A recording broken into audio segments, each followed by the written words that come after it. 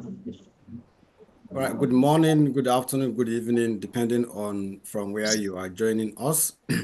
We welcome everyone to this webinar series organized by Pharmacy Scholars Initiative. Today's webinar is part of our bi-weekly webinar, and sometimes we organize it quarterly. You know that where we invite our international experts to share their knowledge on a particular trending research or career development topics that will benefit a majority of us. So before we start into the main event of the day, I would like to tell us what or who PSI is. So PSI is the abbreviation is Pharmacy Scholars Initiative, which is a mentorship network for pharmacists with interest in research and career development. And it is founded in December 2017, and it is registered with the Corporate Affairs Commission of the Federal Republic of Nigeria. And it has membership from all parts of the world, and in fact, from all the continents.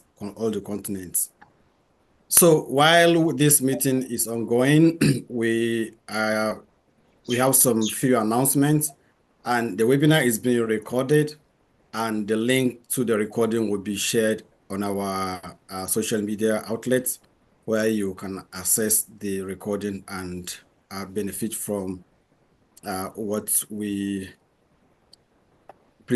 being presented. And you can also contact us via email, which we provided during the course of the webinar.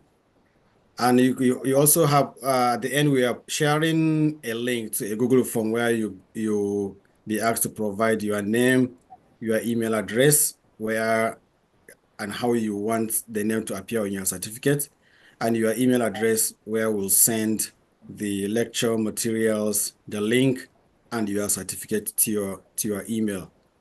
And today's webinar, we are hosting Dr. Israa Khaleel from Primary Healthcare Tasmania, and she will be discussing on the topic Implementing Mixed Method Research in Health Systems, Insights from PhD Research to Health Service Evaluation. And I'm Ibrahim Jato. I'll be the one to moderate the session. Before we start, we have some items on our agenda. The first, we have opening remarks, which is going to be delivered by Dr. Awal Bala, who is from University of Texas in the United States. And then we'll have some brief introduction of our special guest speaker, and then the main presentation. And towards the end, we have question and answer session where you participant will be allowed to ask questions and give you some answers or provide some suggestions. And then we'll have closing remark, and then everything will start. So the first item on the agenda is the opening remark by Dr. Awal. Dr. Awal Bala, if you are ready, please, the floor is yours. Yeah, thank you, Dr. Jato. Dr. Israa, you're welcome to PSI webinar. And everyone joining, you are highly welcome. The members of PSI, you're welcome. So in brief, this seminar, like our president said, is we hold this seminar sometimes quarterly, and sometimes we have invited guests. We think they are relevant to our goals and aim as shared by the president. And luckily for us today, we have Dr. Israa from Tasmania, Primary Health, and she's going to deliver on the topic. We believe this topic will help in achieving one of the PSI's targets, that is mentoring in research. And we are so happy to have you, Dr. Israa. Everybody is welcome. Over to you, Dr. Ibrahim. All right, thank you so much, Dr. Awal Bala. Before starting the main lecture, let me let our participants know who our guest speaker is. So our guest speaker in today's webinar is Dr. Israa Khaleel, and today's webinar is July 6th, July 2024. Dr. Israa Khaleel is a health researcher at Primary Health Tasmania. She had a PhD degree in pharmacy and a master's in pharmaceutical science from the University of Tasmania, Australia. And she has extensive knowledge in research, particularly,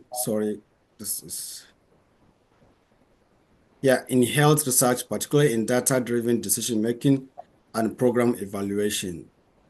Our guest speaker has 7 years as a clinical pharmacist in hospitals and health centers in Iraq. Israa specializes in public and community health programs, using her expertise to inform effective and inclusive healthcare strategies and policies. Israa likes travel and bushwalking. Please join me to welcome Dr. Israa Khaleel in today's webinar. Dr. Israa Khaleel, the floor is yours. Thank you, Dr. Ibrahim. I will just share my slides. Please let me know if you can see it. Yes. Yes. Thank you. So good day, everyone. Today we are going to discuss the importance of implementing mixed method research in health system and using the skills developed through PhD research into evaluating health services to ensure they meet the need of the target population effectively. This is an overview of our presentation today. Our focus will be mainly on 4 areas, including the mixed method design, opportunities in health research, practical implication, and health service evaluation. Let's start with understanding the different approach to research. Primarily, there are 3 methods, including quantitative, which deals with the numerical data, qualitative, which explore the perception and experience, and mixed method, which combine both to provide a comprehensive analysis that brings richer insight and robust conclusion. Mixed method design has many implications in health research. It helps understanding the complex health issues and facilitate evaluating interventions. So today we are going to explore how this mixed method can be integrated, starting with literature review. And to give you an example, this is the structure of my PhD research. It consisted of a scoping review and mixed method design, including qualitative and quantitative studies. The first stage of my research was started with a scoping review. Given that the topic of my research was about health information overload in consumers with a chronic health condition, it was not comprehensively explored in practice for patients. Therefore, the scoping review aimed to identify and examine the available literature regarding the health information overload among health consumers. That scoping review, followed by implementing exploratory sequential mixed method, started with initial empirical phase, including semi-structured interview with open-ended questions to collect qualitative data from patients with a chronic health condition. After finishing the interviews, we started with a quantitative study conducted by national surveys where 2 questionnaires were developed to survey 2 samples of adults living in Tasmania with a chronic health conditions. Items for these questionnaires were informed by themes identified from the semi-structured interview and the outcome of the scoping review.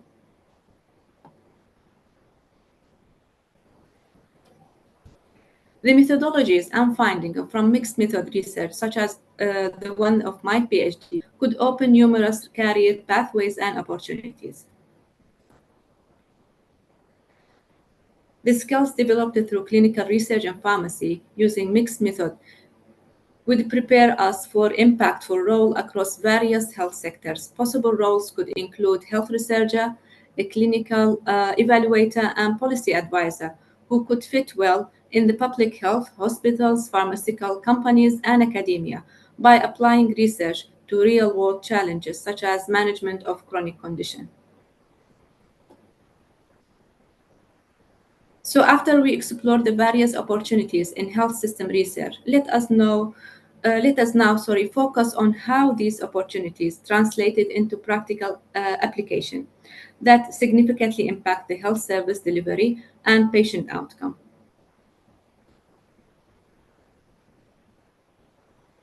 Each role we mentioned before, whether it was a researcher, evaluator, or advisor, directly contribute to the enhancement of the health system. Researcher uncover new insight into disease management. Evaluator could ensure the primary health services are effective and safe. Policy advisor use data to create more effective policies. We have seen how mixed method research can drive real world improvement across various sectors of healthcare. Now, let us narrow our focus on examining how these applications manifest in the primary healthcare through service evaluation. Primary healthcare, as we all know, is the first point of contact for individuals with a chronic health condition into the health system. Now, effective service evaluation is crucial for the ensuring that these services are accessible, efficient, and can meet the community need. Identifying the goal of the evaluation will be our first step. Evaluating services in primary healthcare allow us to understand the effectiveness of the intervention and the quality of care that are provided to patients. It helps identify the gaps, optimizing resources allocation, and improving patient outcome. The second step will be identifying key stakeholders, so including patients, healthcare providers, and policymakers. And understanding their need will help us formulate the proper evaluation questions. We can use the mixed method design to evaluate services in primary healthcare, including patient survey, quantitative data collected from the service provider, and the qualitative data collected from the interviews with the healthcare providers and consumers. These methods provide a comprehensive view of how well services are meeting their goals and also continuing improving the service through regular evaluation is essential to ensure that the primary healthcare evolve with the changes of the community and population. It also supported the policy adjustment to prioritize patient-centered care. Recent evaluations that have been enhanced and developed to focus on the chronic condition management and preventative care strategies are essential. For example, Healthy Tasmania 5 years strategic research and evaluation have integrated patient feedback, and that would potentially result in improving patient education and their adherence to treatment protocol. Finally, the bridge between research and practical application is where we see the true value of our work in health system research. It's about making a tangible difference in lives of individuals and our communities. Thank you.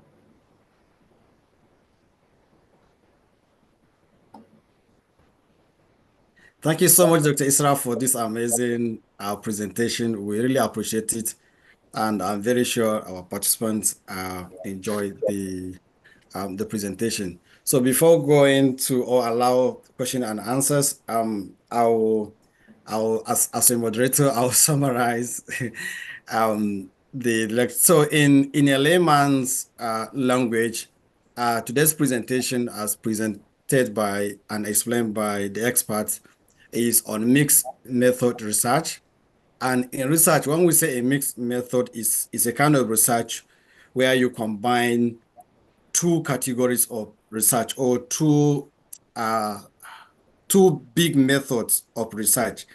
Number one is what you call quantitative, like quantity, something of numbers. Just like in a classroom, you will say how many students are males and how many are females, how many are between the age bracket of 12 to 30, how many have from this region of the country, how many are from this. So you are talking about numbers. If you are talking about patient, you will say, okay, how many of people or patients 65 years and older have blood pressure of 140 and above, or how many has diabetes, or so this is when you are counting, when you are dealing with numbers, that's when we have quantitative research. So there's a situation whereby you have qualitative. Quality means uh, you are asking the patient, okay, you have high blood pressure. Can you tell me how you feel? So you allow the patient to be talking. Okay, at night I don't sleep. Okay, I easily get tired. So you allow the patient to be talking. So at the end of the research, when you have like 10 or 20 of the patient complaining about, okay, I normally get tired and I don't sleep at night. So you can, based on the research method on this qualitative, you can now conclude that, okay, people with high blood pressure normally they complain of a sleepless night and maybe getting tired easily. So this is qualitative. You allow the patient to be talking and you get your results and you analyze it based on what they said. And from there, you will now make your conclusion. So a situation whereby in your research, you have numbers that you quantify. You say in Nigeria, we have 20% of people or the population have diabetes. That is quantitative. Then if you now said Nigeria, you now give a description like a qualitative. Like most of the people with diabetes, they complain of sleepless nights. So this is quality. So in a research in a single research where you combine these two approach, quantity and description. So that's what you call mixed method approach.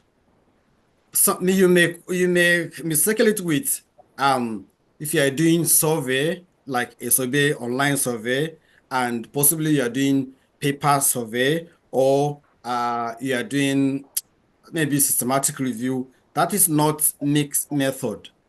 We call it not mixed method. Is it something approach?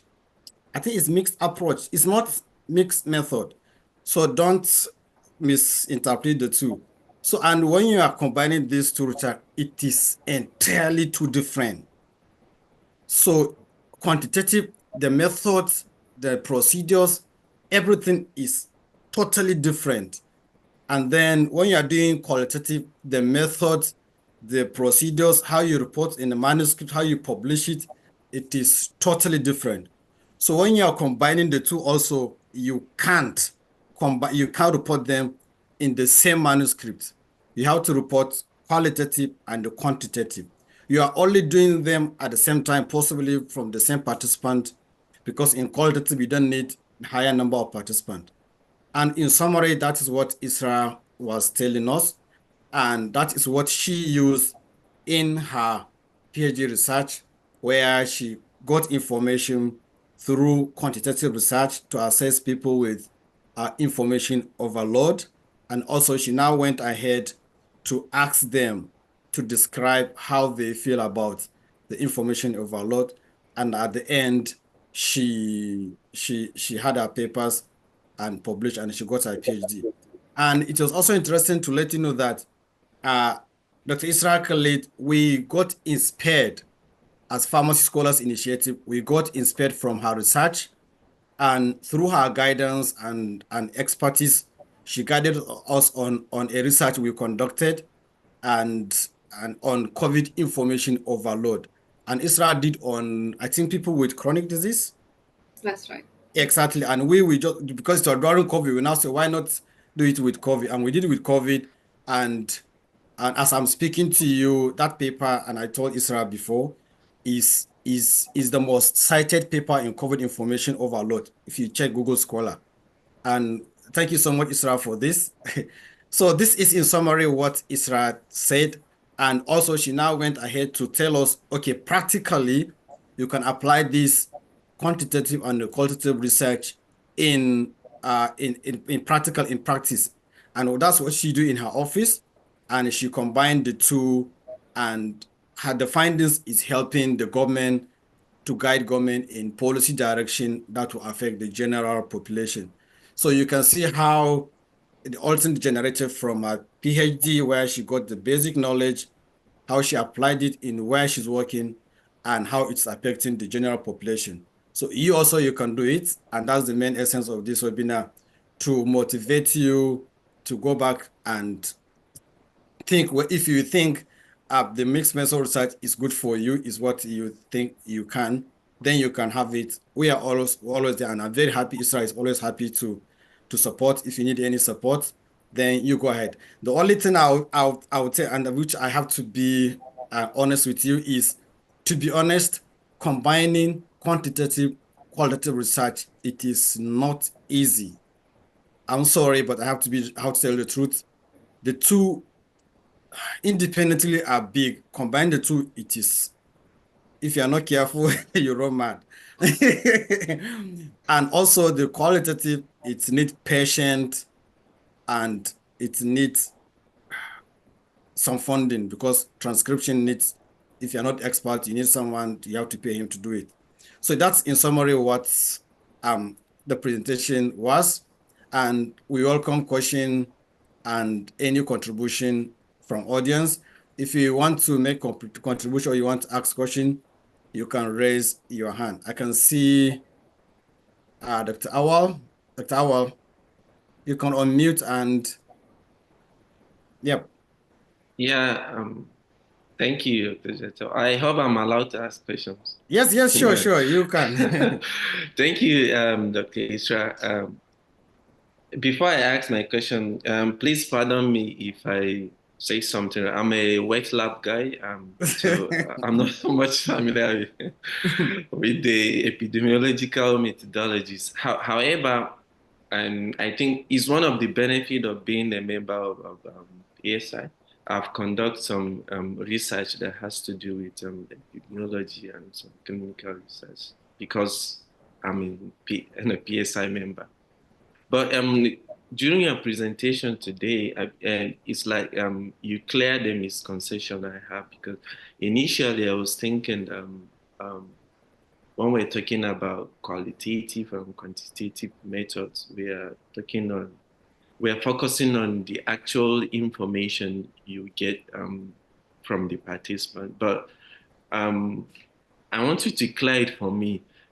The actual difference has to do with the methods, how you collect the information. For instance, you said in quantitative, you can do like a survey, give papers, and people responding. While in qualitative, you actually interview people, allow them to respond.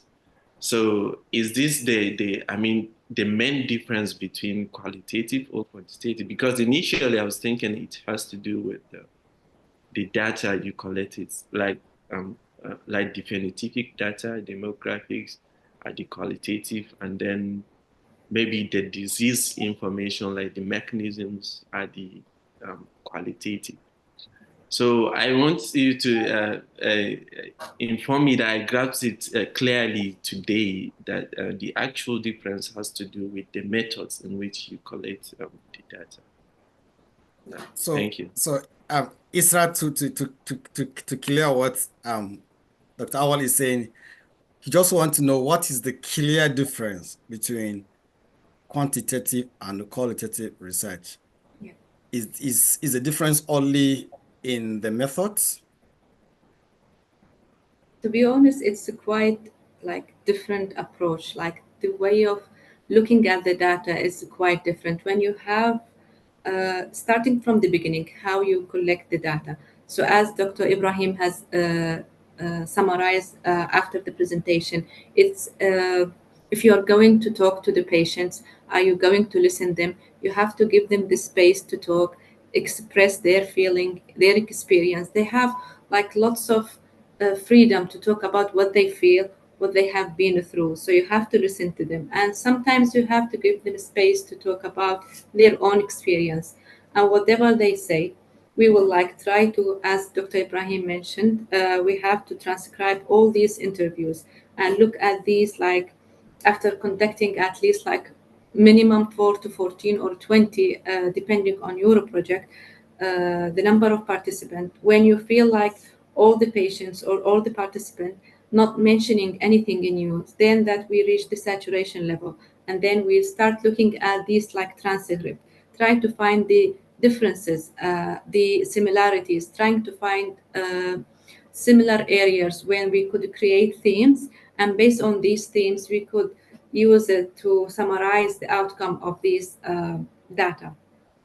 But with the quantitative, it's like kind of structure. You know your variable, you know what you need to collect, like as you mentioned, the demographic, the age, like comorbidities, the blood pressure, any other things. You know exactly, you have the control over what you need to know. But when the qualitative, you have to give them like this, like the space to express what they have been through, and then from them, you like we will learn and we will summarize what they have in a themes, and then try to merge it in a way. Either it depends actually in the project itself. For example, in my case, as I mentioned, information overload was not that very explored in patient. It's mostly with like students, healthcare providers, but with the patient, it wasn't that like fully examined. So because we didn't have that much knowledge, we started with the interviews just to know about the topic more, and then from the qualitative data, we try to get the themes plus the outcome of the scoping review. We started developing the questionnaires to run it nationally and get like the quantitative data. And to be very precise, there's two type of the mixed method design. There is a exploratory sequential mixed method, and there is a explanatory sequential mixed method. And there is also the things that can be run parallel. So if you don't have that much knowledge about the topic, first you have to do interview with the patient or with the participant, get some specific thematic analysis, and then you need to like examine the breadth of these thematic analysis that you got by running a survey or quantitative data collection. But if you have already knows what you have dealing with, if the project is established and you have done the quantitative data collection first, but then you face some issues that you not fully understand it, then you need to do the exploratory sequential mixed method when you go and ask specifically about one of these variables that not make sense probably in a way when you analyze it. And some cases you need to run both studies at the same time, like you do the like not like one after one. You conduct the quantitative and the qualitative at the same time, and mostly that can be conducted in the real life situation when you have a like for example health services running, and you need to evaluate it at specific time frame. Therefore, we know that we can get the quantitative data like the patient data from the providers, plus we need to know more about their experience, their how they like find these services effective for them or not, plus doing interviews with the providers to understand their satisfaction with the service they are providing. So again, it depends on your project. You could pick any type of the mixed method approach. I hope that explained it. Dr. Awa, are you just to add to what Dr. Israa said, to be honest, the two are different. So if you are going for quantitative, you should go for quantitative like as it is.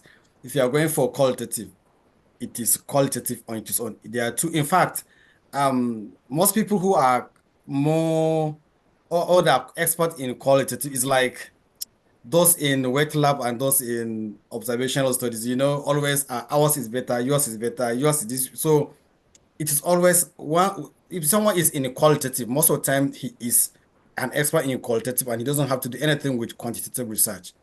It's only us in the quantitative that we always try to go into their own field and do some research there. So to summarize, maybe for the purpose of other participants that would like to know, like what Dr. Israa said, and I'll also repeat. So if you want to conduct a qualitative research, maybe if you're in Nigeria and you all know of this National Health Insurance Scheme, so you want to ask the staff or federal government staff, what is the experience with regards to NHIS services. So if you're asking for experience, so that means you are going for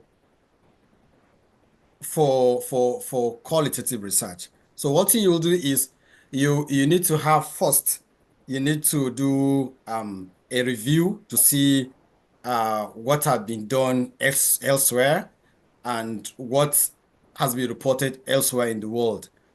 And then when you have this background knowledge in time, then the next that you go is you have to prepare the questions. So, and preparing questions for is not just to use to sit down and say, okay, I'll ask them, okay, what is the experience? This. No, that question, it has to be an evidence-based. Has it been asked before? If not, so which evidence do you have in asking this question? So all those questions, it's not that you just sit down and write them. So when you have, I think maximum, the question doesn't have to be many, just like the way you do in quantitative research, you ask like 10, 20. I think this one you have like 5 or 10, Isra? I think, yeah, you're right. Yeah, most of the time 5. 5 questions is okay. So in this kind of question, you have to give them to an expert to go through it to see if it is okay, the English is okay, the plain English is not contradictory, and the patient will understand, or the participant will really understand.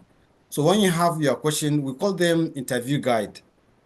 So when you have them ready, then you also have to pilot study them. You have to pick some of the clients or some of the participants to have like an interview with them to test to see their understanding. So when you have everything set, then you now go to select your participant. And I think in qualitative research, we don't do any random sampling, Isra? Oh, I don't think so now. Yeah, we don't. I think it's mostly convenient sampling. Yeah. So you just pick your participant and you ask them for time. So when the time comes, number one, you need a recorder. I think in our maybe in Nigeria you can use your phone, but here based on it depends on what the ethics approved. But most of the time here we use the small recorder, the one that used by all these journalists. So, but you can use phone if you want, if your research ethics allow it because of privacy issues. So when you have to tell him first, you have to give him information, consent form to sign that he agreed for this interview to be conducted. When he signed, then you have to explain the study. This is the study, and this is what I want the study to be done. This. And then you now tell him you are going to record the interview, and at the end, you are going to pick information from the interview. So when he's ready, you press the recording, then you start asking. When you ask him, you allow him to talk freely. Unless if you pick a very good information that we call it, is it a leading question? Leading question, that's Yes. right, yeah. Then you now ask him further. Okay, you mentioned this. Can you explain further? Then he keep talking. No interruption. When he finish, you continue for the next one. If you keep talking, when you realize that he doesn't have more any point to talk, that's what you call saturation. Then you now ask him the next question. So when you finish every question, at the end you can ask, do you have any more thing to add? When you finish everything, you now press, you stop the recording and you thank him. If there's any souvenir or anything, you give him. Then, so when you have for all the participants, let's assume 5 or 10 of them or 20, then you come back home. All those recording, you have to write them. You have to listen and write them. That's what you call transcription, and that's the difficult part. You listen and you have to write exactly as he said. So as you are listening, you are writing. As you repeat, you write. So if you don't have that patient, there are some experts on this. You can give them the recording and they'll listen and they'll write it. Or you can use some softwares. There's some software that like Google, they have it. You can, if your institution and your ethics are okay with that, they will give them, you upload the audio and you press and all the writing will come out. That's number 2. And number 3, you can give it to a particular company. There's some company who are very expert on this. You give them the recording and they'll make the transcription for you. That is transcription. The next one is coding. So you have to follow line by line to see which information is very relevant and you start highlighting them, highlight. That's what you call coding. You can use it manual, like by following it, or you print it out, or you follow it with the laptop, you highlight it, or you can also use a software to do it. Like we have NVivo. So NVivo will not do it for you, but it will guide you. Or you can give as well, you can give another company to do it for you. So when you have your code, then you go and do theming. And also this also, it depends on the analysis you are following. There is thematic analysis, there is it framework something, Isra? Yeah, that's There right. is Yeah, frameworks, it depends on the method. I think the one I'm doing is like thematic analysis. that's So I do. so thematic is mean you group all those codes that somebody said, is that system is not working. So if like four people say it's not working, that is a code. So when you group them, they become theme. So you put them together. So you do all for all the interviews, you group, then you now come and sit down again, give it to your supervisor or to your team. They also look at it. Okay, this is okay, this is not okay. This is, yeah, you come back again, you now write a story under it. And you're now mentioning, quoting what the participant mentioned. Then when you finish everything, you present it also to a second reviewer, your supervisor or a co-author to look at it again. When they all agree, then you now continue, you write summary of of the result, then you write your discussion and conclusion. So this is qualitative. There is no number. There's nothing 20 people say is bad, 20 people say is good, or it's also percentage. So this is qualitative. So everything is no sample size calculation, no SPSS, no confidence intervals, no p-value, nothing. So that is it. But quantitative, we are all aware of that. You do your survey, you collect minimum 384, put on SPSS, R, starter, do your analysis, percentage, plus minus, and you have your answers. So this is in summary how it is. If you are going to qualitative, please make sure that you have an expert who will guide you. I think that's my take-home message. I think Abdurrahman Abdullahi, you can unmute yourself and ask your question. We are coming to the end of this, I think. Okay, thank you very Shaban, much. okay, Dr. Shaban, please, you can ask your question. Yeah, I think Abdurrahman is talking, has started talking. Okay, Abdurrahman, go ahead. Okay, thank you so much for that explanation. My question here is in qualitative analysis here. Probably there is language barrier. Of course, you want to report everything in English, but your subjects of Hausas, you have your questions in Hausa and what have you, and of course, all that you translate to. You have your questions in English, you translate to Hausa. Then you have variant, of course, you know, we have variant houses here. The Kano Hausa, the Sokoto Hausa, and you have mixed subjects.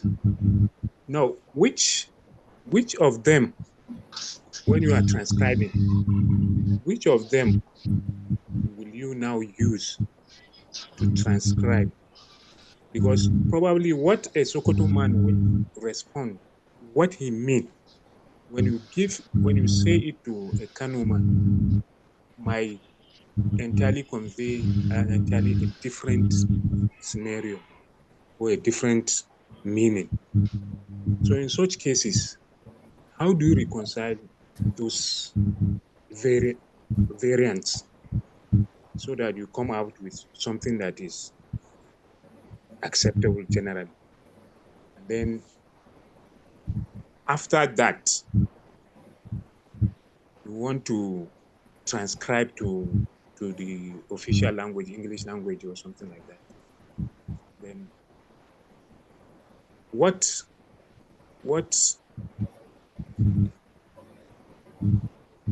red flags will you be looking for so that you know that your codings are uniform. I don't know if you get what I'm trying to say, Dr. Brian. Yes. So let me refer to the guest speaker. So what Abdulrahman is asking Isra is, assuming you are conducting a qualitative research among participants who are non-English speaking, and in most of the time, even among them, just like here, the Tasmanian English sometimes is a little bit different from the mainland English or UK English. So if you are conducting a qualitative interview among these participants with non-English speaking, and even at that, they have like little variation among them. So in that case, what he's asking is, how would you, after doing the interview, how would you transcribe and at later stage conduct the analysis to have like a uniform answers? Yeah. So I didn't have this experience, but I was working as interpreter for a short time, as you remember. Yes. In research, probably the safest way when you do the interview with the participant in their language, the transcription will be based on the language that you're speaking in. And after you could like do the codes and thematic analysis, I believe that the stage that you could translate to the English. And if you need some quotation from participants' interview, you could specifically like cut this specific like sentence and translate it to English. That will be easier. That will save time. And if you are like have enough knowledge in both languages, you could use your own judgment to apply it to the themes that you have created after that. And if you feel like you need assistant, I'm not sure if there is like translation services that could help as well. But I think that that's my opinion. But I haven't used it in like in real world and in my study. But I would suggest that. Yes. So, and Yeah. Barama, in addition to what Isra said, so in a situation like this, I think the research have always have a way out to it. Number one is okay, before going to that, number one, when you have this mix of non-English speaking, uh, number one, you need to involve a translator, because I think by research it is a bit biased for the author uh, to translate. You need somebody who is an expert, like an interpreter, to interpret. So that interpreter, as an expert as he is assumed that he's aware of this variant, and he will interpret based on that region. So, and even the interpretation or the translation, I think that's a study we conducted in PSI that we involve that. There is what you call forward and backward um, translation. So if you translate from Hausa to English, then you translate from English to Hausa and read it out to him. And if he said yes, that's what I mean, then it's considered okay, is okay, is correct. And that's number one. Then also in qualitative research, when you do the coding, then there's what you call trustworthiness. You also have to get back to the guy, I mean to the participant, and say, okay, this is what we transcribed about what you said. Is it correct? And if the guy said it's correct, then you go ahead. So that is another step. And then at the end, you also need to mention as a limitation of the study that, okay, this study involved non-speaking participants, although the researchers or the authors engaged an interpreter to interpret based on backward and forward, we are still maybe not sure or unsure that it's 100% correct or something like that. So maybe the findings should be used with cautions or something like that, just to be safe and to let the reader know that, okay, this study is attached with some language barrier or language limitation. And I hope we have answered your question, Doctor. Rahman. Thank you. Yes, sir. Oh, okay, all right. So Shaban. Yeah, okay. Thank you very much for the opportunity. Just a little addition on that before I ask my own question. With regards to Dr. Abdurrahman's question, and I just want to make a general clarification with regards to transcription and translation. Initially, yeah, before I also dwell into qualitative research, it's a little bit, not clear to me. Transcription usually it involves what that patient or participant says verbatim as it is, what he's saying. You are not trying to interpret your understanding on it. You are transcribing, meaning you are writing exactly what that person says, not putting your own interpretation or understanding of what he means. That should be very, very clear. And then, secondly, that translation, if you like, in this situation that you are talking about, translating from one language to another. So, in this, I think another thing you can do is there's what we call the operational definitions. Like if you clearly define, like, okay, in Hausa, you have these versions of Hausa. If you state this, it means this. If you state this, it means that. You understand? By operational definition, if you clearly make it unambiguous that this is what you mean by this, and you have prepared the mind of the reader that these differences exist. So it makes it, a kind of clear without any ambiguity.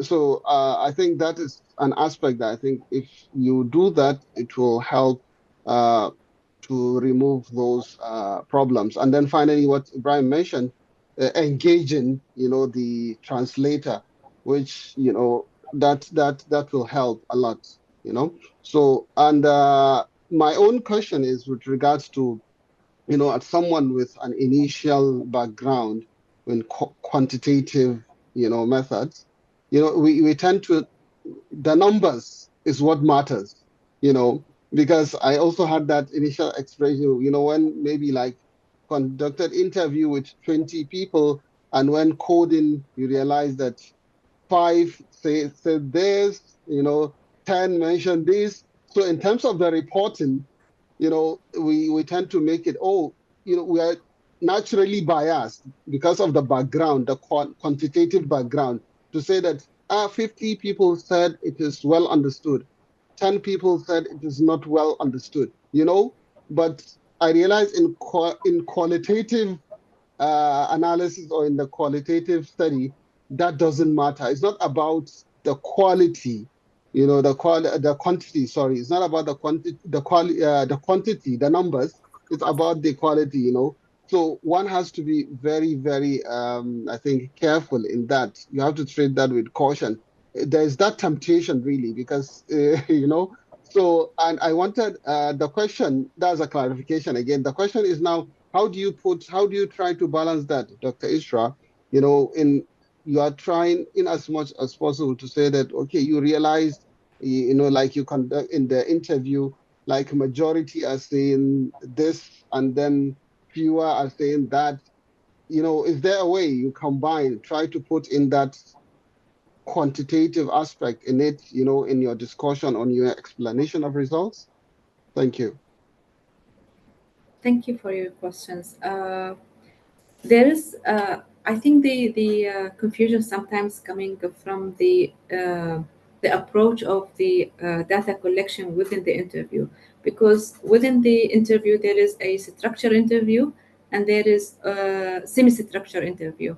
The difference is, like, if you have a structured interview, you have specific questions and you ask your participant, are you happy with that? Are you agreeing with that? Are you like disagree with that? And then when you report your outcome, that will be the frequency of this theme, like how many participants have mentioned that they are agreeing on this, because you have specific questions and there is like specific like way of answering that, but it will be like limited. That is like, it's still like within the qualitative, but it's more to quantitative. Again, if you're using like specific title for your data collection within the qualitative. If you say that it's semi-structured interview, that means you are like highlighting the question, but you are giving them the space. It will be not important to like report how many participants have mentioning that they are like, for example, having this issue, or like, because at the end we need to collect as much as we can from different experience, what they feel about like specific topic, and then at the end we need to come up with themes. So it doesn't matter if only one person have mentioned that he has specific like experience with one condition or one like the topic of it, like it doesn't matter. We don't need like high frequency. When we reach like the saturation after like 5 or 6, and we are conducting the same questions and asking the same participant, and we are not getting anything new, then we have to stop, and whatever we have we just report it. It doesn't matter like how many person have like mentioned that they have like similar experience or similar themes or code. It doesn't work like the quantitative. I know that it's confusing and maybe it's not satisfying for like researcher with a quantitative background, but that's how we run it.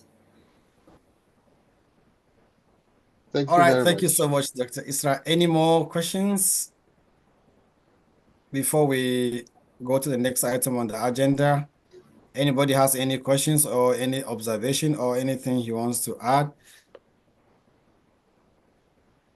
Just to remind us that we have a Google form on the chat box for anyone who wants to provide his name and email address so we can send him his the webinar recording and certificate and the webinar materials.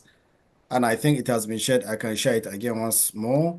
And also, if you have any issue or if you want to conduct qualitative research, please reach out to us through the Google form now, and you can indicate that maybe you want to conduct or you will need more information, and you can reach out to us through there, and I can link you up with Dr. Israa for more expert guidance.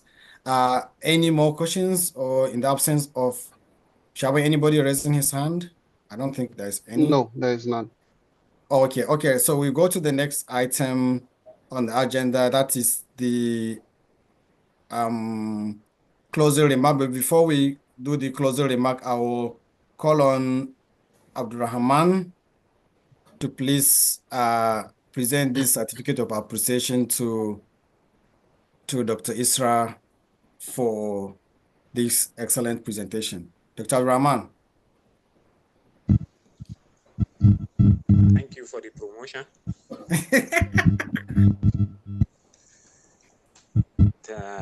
Thank you, Dr. Israa Khaleel, for that wonderful, thought-provoking presentation.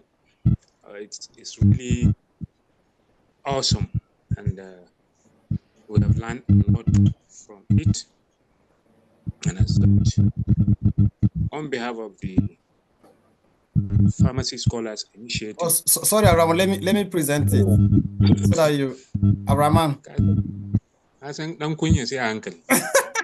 Apologies. I thought it has been presented. Okay, sorry, it's there. Okay.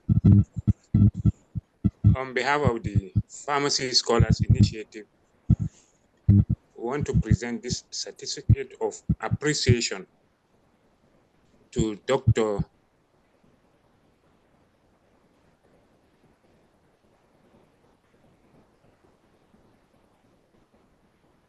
Hello, Rahman. I think we've lost you. Abdurrahman. Yeah, I can hear him from here. Okay, anyway, let's save time. Dr. Israa, Pharmacy Scholars Initiative, we are presenting this certificate of appreciation to you for your outstanding contribution as a guest speaker during our webinar today, 6 July 2024, titled Implementing Mixed Methods Research in Health Systems, Insight from PhD Research and Health Service Evaluation. it presented to you as a token of appreciation, Dr. Israa. Thank you so much. Thanks a lot. Thank you for inviting me today. It's a pleasure to be here. All right. Okay. And why close? We'll close the webinar with a closing remark by Dr. Awal Bala. Dr. Awal Bala, please, the floor is yours. Thank you, Dr. Ibrahim. Can you hear me? Yes, we can hear you very well. Yeah, so we first thank Dr. Israa Khaleel for this presentation. Hello?